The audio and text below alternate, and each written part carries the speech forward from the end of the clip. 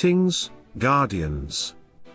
This is Olympus Alliance, and today we're stepping straight into one of the most feared, most polarizing, and now more dangerous than ever heroes in Dominion, Yasmin. Yasmin has always been lethal. Fast, precise, and merciless once she finds her opening.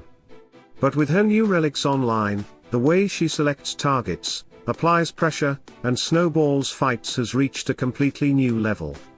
This is no longer just about burst, it's about execution, tempo, and inevitability.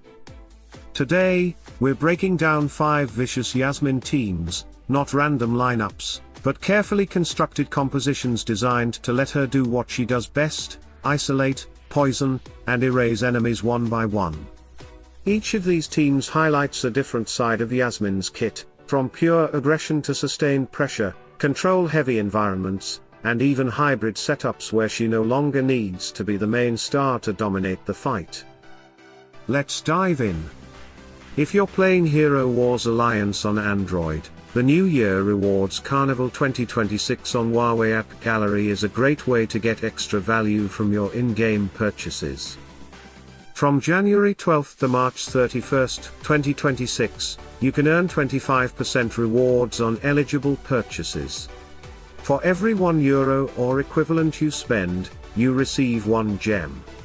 These gems can be redeemed for limited time coupons, such as €2.50 for 10 gems or €25 for 100 gems. The more you play and spend, the more gems you collect, helping you save on future purchases. Gems are not granted when using Huawei points, and only the cash amount spent counts toward rewards. To join, simply download Hero Wars Alliance through Huawei App Gallery. Your game progress is completely safe, just sign in and continue playing. This is a limited time New Year event, so don't miss it. We start with one of the most effective and oppressive compositions currently seen in high-level wars and arena: Yasmin, Byrna, Guus, Octavia, and Somna. This team has everything: damage, sustain, control, and survivability, and that's exactly why it works so well. Yasmin is free to operate at maximum efficiency because every other hero here exists to create the perfect conditions for her success. Byrna provides constant healing and bonus energy, ensuring Yasmin reaches her ultimate faster and more often. Guus amplifies critical hits and converts aggression into sustain, turning Yasmin's natural creep potential into a survivability engine. Octavia introduces dodge, disruption, and protection against reflected damage, especially from Iris, which is crucial in the current meta. Somna completes the composition by controlling enemy positioning, and offering protection against explosive threats like Kayla. Together, this team doesn't rush. It pressures. It stretches the fight just long enough for Yasmin to start hunting both the lowest health enemy through her relic, and the lowest armor target through her ultimate. Once the first kill happens, momentum becomes impossible to stop.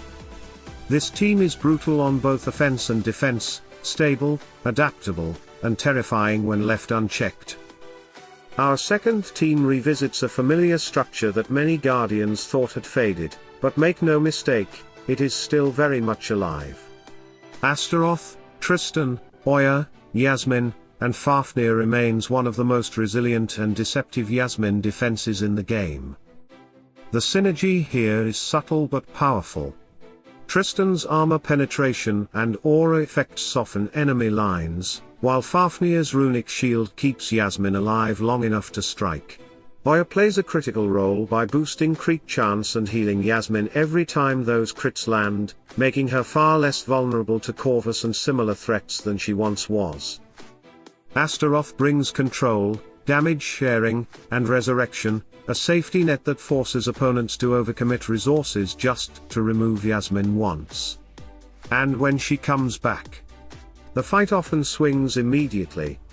This team thrives on mistakes. It punishes impatience. And in wars, where predictability matters, it still earns its place. The third team is designed for a very specific but increasingly common problem: dodge-based Iris teams, even those backed by Corvus. Iris has become far more aggressive with her relics, capable of flipping fights on her own, unless she's denied the space to do so. That's where Yasmin, Oya, Guus, Dante, and Octavia step in.